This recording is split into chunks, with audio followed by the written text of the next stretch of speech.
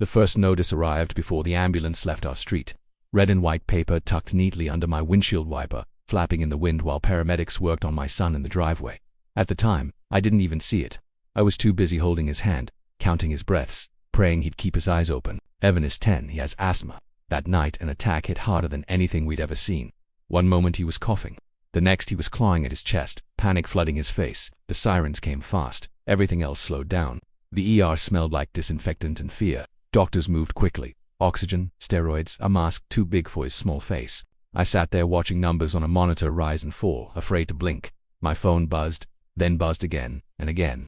I ignored it until a nurse stepped out and said the words every parent waits for. "He is stable now." Relief crashed over me so hard my knees nearly gave out. That's when I looked at my phone. 9 missed calls, 3 emails, 1 formal notice from the HOA. Apparently, while my son was struggling to breathe, my trash bins had been left visible past sunset. There was a photo attached, time-stamped. The subject line read, "Second violation. Immediate action required." I laughed at first, a sharp humorless sound. Surely this was automated.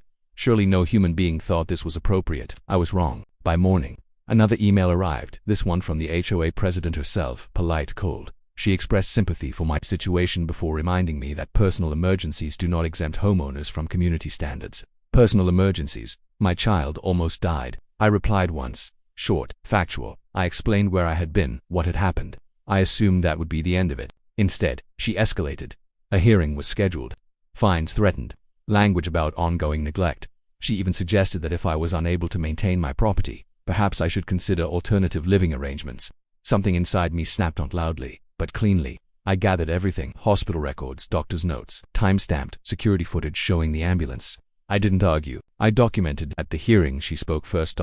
Confident. Rules were rules. Exceptions set dangerous precedents. Then it was my turn. I didn't raise my voice. I didn't insult her.